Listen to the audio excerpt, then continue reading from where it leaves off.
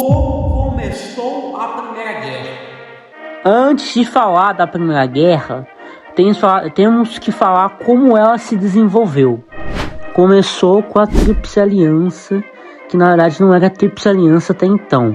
Era a Liga dos Três Imperadores, entre a Alemanha, o Império Alemão na época, o Império Russo e o Império Austro-Húngaro.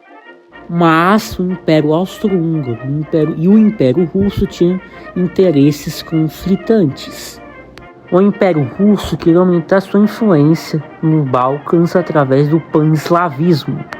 E na Guerra Russo-Turca, que ocorreu entre 1877 e 1878, a Áustria-Hungria ficou do lado oposto da Rússia. A Rússia apoiou a Sérvia e conseguiu conflitar com a Áustria-Hungria. Isso fez a aliança da Liga dos Três Imperadores falhar. Então, com a falha da Liga dos Três Imperadores, em 1882, a Itália decidiu entrar no grupo na aliança dos três países e virou a Tríplice Aliança entre o Império Alemão, o Império Austro-Húngaro e o Império Italiano. Depois teve a Aliança Franco-Russa de 1894. Já que a Liga dos Três Imperadores falhou, a Rússia, o Império Russo, decidiu se aliar ao Império Francês. Depois teve a Entente Cordiale entre a França e o Reino Unido, que resolveram suas questões de problemas fronteiriços e disputas que viam há séculos. Então, assim, finalmente se aproximando entre si. Depois, os ingleses fizeram a aliança anglo-russa entre o Império Russo e o Império Britânico. O Império Britânico e o Império Russo também fizeram as pazes e fizeram uma aliança. Essas alianças franco-russa, anglo-russa, sugeriam depois, no futuro, uma aliança maior, uma aliança chamada Tríplice Entente entre o Império Russo, o Império Britânico e o Império Francês. A Tríplice Entente também foi feita para combater a Tríplice Aliança entre o Império Alemão, o Império Austro-Húngaro e o Império Italiano. Aí os dois blocos estavam se formando na Europa.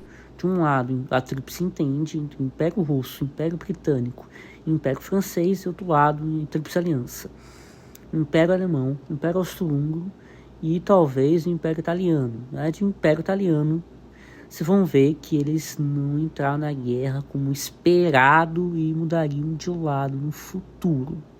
Essa guerra começou para valer quando um terrorista sérvio, Gavrilo Princip, fez um atentado em Sarajevo contra o arquiduque Francisco Ferdinando.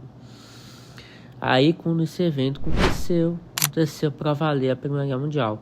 A Áustria-Hungria declarou guerra à Sérvia e depois todos os países entraram em guerra logo em seguida.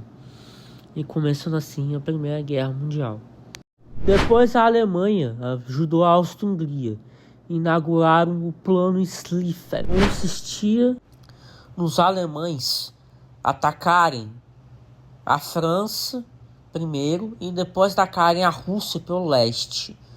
Eles achavam que a Áustria-Hungria, empenhada na guerra, ia impedir que a Rússia chegasse com as suas tropas no leste europeu, mas deu errado. Já o plano da Rússia consistia... A postura foi de lançar uma ofensiva no 16º dia para mobilizar tropas. Conseguiram mobilizar rápido, que fez o plano Schlieffen alemão falhar. Eles também iriam fazer o plano 19, mas não fizeram. Mas o plano 18 da Rússia foi muito modificado. O plano 18 até ficou parecendo o plano 19. Eles atacariam a Áustria-Hungria. E no 15º dia de mobilização atacariam a Alemanha também. Com o primeiro exército a partir da Lituânia e o segundo exército a partir do noroeste de Varsóvia. A França lançou o plano 17º, ou 17. O general Constant Vitor Meikel, desde janeiro de 1914, alertou a necessidade de atualizar o plano das operações. previsto a probabilidades altas da França entrar em guerra com a Alemanha. O plano 16, elaborado em 1908, foi alterado em 1909, que mantinham os problemas do plano anterior. O general Michael, eu não sei que pronuncia esse nome em francês, então propôs uma alteração profunda depois desse plano. O dispositivo de concentração proposto pelo Michael previa um conjunto de forças destinadas a operar na Bélgica. Outras tropas eram na fronteira com a Alemanha. Inicialmente a Inglaterra não queria entrar na guerra, mas quando a Alemanha atacou a Bélgica, forçou os ingleses a entrar no conflito. O motivo que eles não queriam entrar inicialmente era que o país já tinha um império vasto que não precisava de entrar em tensões europeias. Mas mesmo assim entrou por causa da decisão da Alemanha de atacar a Bélgica. Enquanto isso, na Prússia Oriental, na fronteira russo-alemã, tinha posições estratégicas. Eles achavam que os russos não chegariam, mas chegaram. Os russos mobilizaram com semanas de antecedência, que já ameaçava a Prússia Oriental. Os alemães estavam com o 8º Exército Alemão, que estava isolado desde a Batalha de Gambiner. Eu acho que houve um rompimento. O Estado-Maior russo contava que os alemães tinham um único exército na Prússia Oriental. Recuariam para a retaguarda do rio Vistula. No começo, esse plano parece até concretizar. O comandante do 8º Exército, General-Coronel von Pritz, estava duvidoso. Ligou por telefone para o alto comando do exército, instalando em Koblenz um recuo para o rio Vistula, igual planejado no plano Schlieffen. Mas o Mockett não conseguia mais responder. Então, no dia 23 de agosto, o sucessor do Pritz, o 2º Exército Russo, penetrou no sul da Prússia Oriental. O general Ludendorff seguia os planos de ataque já elaborados por Marx Hoffmann. Previa que cada exército russo seria enfrentado. Cada exército russo estava separado um do outro. Mais ou menos assim. Um estava na ponta Y, outro estava na ponta X. Isso servia para equilibrar a força numérica russa. Além dessa batalha, teve a Batalha de Lille, na Bélgica. Os alemães planejavam passar pela Bélgica e realmente passaram, atacando o país. Nessa batalha, os fortes da Bélgica eram triangular e quadricular, com arame farpado, armado com halters de 210 metros e canhões de 150 metros e metralhadores de 57 metros. Mas tinham fraquezas claras. O terreno era difícil ter proteção, pois tinham ravinas ali. Embora fosse um problema para os belgas, foi suficiente para parar os alemães por um tempo. Mas mesmo assim, o resultado final acabou sendo uma vitória alemã. Foi nessa batalha em específico que o Reino Unido entrou na guerra a favor dos aliados. Depois teve a Batalha de Aisne. Ela se desenvolveu depois da derrota alemã em Marne. Essa batalha ficou famosa por ser a primeira batalha de trincheiras do conflito. Mas como funcionam as trincheiras? Bom, as trincheiras é um sistema defensivo para artilharia. Isso ocorreu graças à tecnologia e a armamentos com mobilidade limitada. Os soldados cavavam das trincheiras como movimentação. O combate era conhecido como Terra de Ninguém. Era um abrigo com estruturas de comando. Também eram estruturas comunicativas, onde o avanço era pequeno, lento e estagnado. Tinham táticas de bombardeamento contra as trincheiras inimigas. como granadas, que também geravam uma guerra de atrito entre os inimigos, que gerava uma perda massiva e um avanço mínimo. Na frente ocidental ocorreu a trégua de Natal. Nas vésperas do Natal de 1914, eles jogavam esportes, além de mostrar solidariedade aos inimigos. Os comandantes não queriam que se repetisse, pois isso atrapalharia seus planos de guerra. Em 1915, a França e a Alemanha estavam lutando a Batalha de Ypres, na frente ocidental, que teve o primeiro uso de gás cloro. O gás cloro era um amarelo esverdeado, mais pesado que o ar, que fazia o gás se espalhar nas trincheiras. Era um gás irritante que causava cegueira. Em casos longínquos, causava até mortes e dor. O gás era salubrificado, causava irritação e danos pulmonares em longas exposições. Depois teve a grande retirada, onde o exército 11º e 12º exército russo se equilibraram fortemente no leste europeu. Nessa batalha teve 13 exércitos centrais e 9 exércitos russos. Sob pressão do Kaiser, o general Potsdam cedeu a Nuremberg suas instâncias. O QG russo se retirou. O Nicolau II retirou o Nikolaev. A dinastia Romanov já estava em decadência, perdendo batalhas. Isso contribuiria para um futuro caos no país, que você já sabe. Indo para Constantinopla, temos a campanha de Galípoli. O governo britânico para obter uma vantagem estratégica. A campanha era feita para ter uma rota para a Rússia, através do Mar Negro. Em 13 de janeiro, o Conselho de Guerra britânico planejaram um ataque naval ao Estreito de Dardanelos.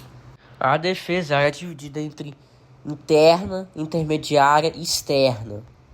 A defesa externa estava suscetível a ataques e bombardeios navais.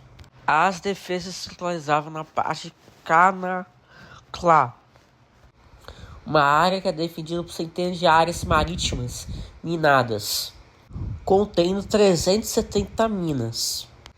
O vice-almirante C. John Carter informou a Winston Churchill, que na época era só um ministro de guerra, que não seria possível capturar a península de Galípoli sem a ajuda do exército. O comandante Sir Ian Lytton, o comandante da Força Expedicionária no Mediterrâneo, aquartela na ilha grega de Lemnos. Participou os líderes das Forças Armadas gregas, que tinham 150 mil homens, para tomar Galípoli. Kitchener concluiu que só metade era necessária. Enviou a experiente 29ª Divisão Britânica para se juntar às tropas neozelandesas e australianas e canadenses também. Mais de 480 mil tropas em Galípoli. E seus aliados tiveram cerca de 220 mil baixas. Teve 43 mil mortos, mais 33 mil feridos. As tropas coloniais francesas tiveram mais de 47 mil baixas, contra 5 mil mortos apenas do outro lado. As baixas otomanas foram apenas 65 mil. Ou seja, resumindo, a batalha foi um desastre completo para a Grã-Bretanha e os aliados. Começou a segunda batalha de Campan. Logo pela manhã, os exércitos 4º e 2º da França e atacaram numa frente larga, sendo cada uma das 20 divisões francesas ocupava 1 quilômetro de largura. Por trás tinha uma segunda linha, por mais 7 divisões, enquanto as outras tropas com uma infantaria e 6 cavalarias esperavam como reservas. No outro lado, 6 divisões alemães defendiam posições fortificadas. com uma linha de frente e outra preparada para trás. No fim de tudo, para os franceses, o ataque custou caro. A França perdeu quase 145 mil soldados. Os alemães tiveram apenas 72 mil, incluindo 17.500 prisioneiros, 121 peças de artilharia. Contando todas as operações, os aliados chegaram a 240 mil mortos e feridos, enquanto os alemães somaram apenas 150 mil mortos e feridos. O fracasso da ofensiva e a perda massiva de tropas criaram uma crise política na França. O primeiro-ministro, Viviani, acabou sendo substituído por Astrid Briand, que tinha um perfil mais firme. Joffre conseguiu manter sua posição de comandante e ganhou um novo crítico interno, o general Joseph Gileni. Depois teve a Batalha de Verdun. A batalha foi adiada por causa do clima ruim que estava na cidade. Começou apenas em 21 de fevereiro de 1916. Ela começou com o intuito de ser uma batalha de atrito pelos alemães, aonde eles esperavam poucas baixas, além que eles queriam pressionar os franceses. Eles começaram a batalha com um grande bombardeamento de artilharia.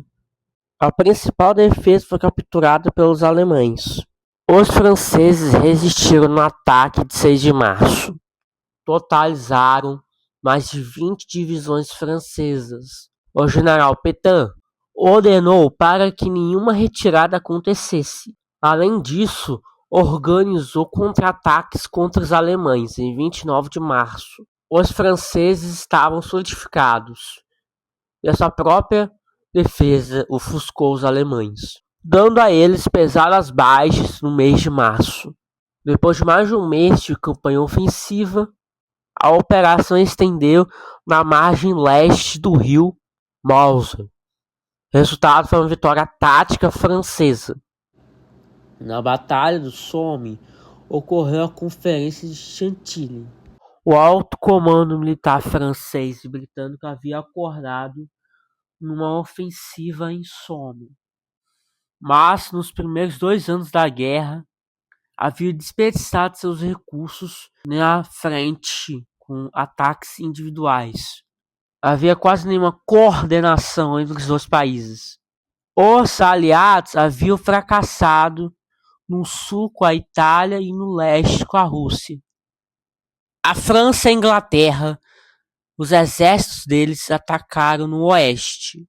Agora falando das táticas, as táticas dos aliados foi um ataque de bombardeio massivo nos fortes e nas cidades, um avanço de infantaria, e essa batalha foi conhecida por ser a primeira a utilizar carros de combate ou tanques em massa. Já a estratégia alemã foi defensiva, com trincheiras sofisticadas, com abrigos profundos e seguros, e proteger contra bombardeios aliados. Inclusive, além disso, teve contra-ataques alemães contra os aliados. Depois teve a Batalha de Jutlândia. Foi uma batalha entre a Marinha Real Inglesa e a Marinha Imperial Alemã. Os generais foram Charles Reinhard Schie. Nessa batalha naval, desenrolou 3 manobras militares: a do cruzador e da ação da frota Nortuna, de 31 de maio a 1º de junho, na costa do Mar do Norte da Península de Jutlândia. A única batalha naval grande do conflito inteiro. A Batalha de Jutlândia foi a única batalha entre couraçados. Depois da Batalha do Mar Amarelo, em 1904, e depois da Batalha de Tokushima, na Guerra Russo-Japonesa. Essa batalha foi a última travada pelos navios encouraçados depois de muito tempo. A Alemanha pretendia prender e aniquilar uma frota gigante da Inglaterra. A Marinha Imperial alemã era fraca demais para enfrentar a frota inglesa completa.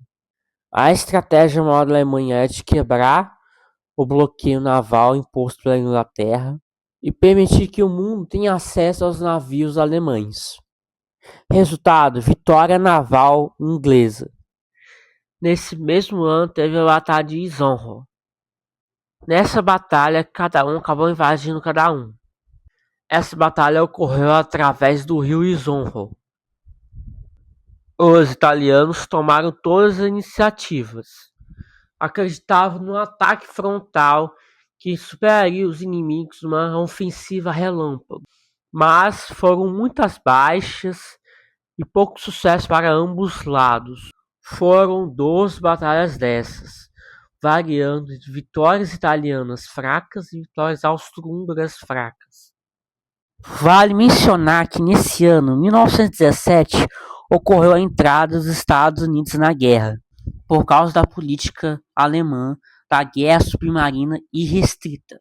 Além disso, houve um telefonema para o México, que era para o México invadir os Estados Unidos. Mas, mesmo não invadindo, os Estados Unidos declarou guerra à Alemanha.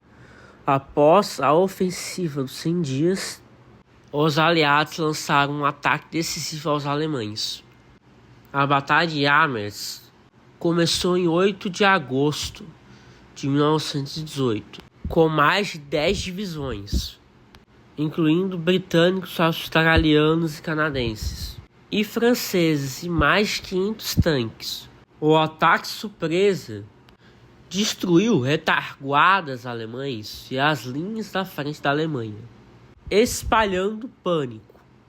Os aliados avançaram 24 quilômetros, capturaram armas e causaram mais de 30 mil baixas inimigas, com eles sendo apenas 6.500 baixas. No mesmo ano, 1918, ocorreu a Ofensiva de Primavera, uma série de ataques dos alemães contra os aliados na frente ocidental. A Alemanha atacou pois temia a chegada dos americanos na guerra. Por isso começou a ofensiva de primavera em março desse ano. Foi a batalha com mais divisões da guerra, um total de 50. Foi o período com mais avanços de combate de toda a guerra. Teve 4 grandes operações: a Operação Mikael, a Batalha Juliette, Ginizou e Blot-Yok. A Operação Mikael foi a primeira e a mais importante. O objetivo era romper as linhas aliadas e cercar os britânicos perto do rio Somme e empurrá-los até o Canal da Mancha e forçar eles a pedirem paz. As outras ofensivas serviam para distrair os aliados e para ajudar na ofensiva de Somme. Apesar do avanço inicial, os alemães não tinham um plano estratégico sólido. No fim, fracassou e os alemães perderam a vantagem. Após a ofensiva dos 100 dias, os aliados lançaram ataques decisivos contra a Alemanha na Batalha de Armes. Ela começou em 8 de agosto de 1918, com mais de 10 divisões, incluindo tropas britânicas, australianas, francesas e canadenses e mais de 500 tanques. O ataque surpresa destruiu linhas na retaguarda alemã e espalhando pânico geral entre as tropas alemãs. Os aliados avançaram 24 km, capturaram armas e causaram 30 mil baixas inimigas, tendo só 6.500 baixas do lado deles. Só o adendo que as informações desse vídeo foram retiradas da Wikipedia. Crédito para eles. A Alemanha não está aguentando manter suas tropas no fronte. O que aconteceu com isso? Bom, depois, no dia 11 de novembro de 1918, a Alemanha se rendeu, dando fim à Primeira Guerra. As condições da Alemanha foram desmilitarizar aceitar devolver a arma, exigir militarmente o país, e o país acabou se rendendo efetivamente. As consequências foram o fim da guerra, foi um alívio para a Europa. Eles ficaram aliviados do fim das guerras. E além disso, as penalidades altas fizeram que a Alemanha se sentisse injustiçada, que fez partidos como o nazista surgir depois e começar a Segunda Guerra Mundial. Essas foram as consequências da Primeira Guerra Mundial.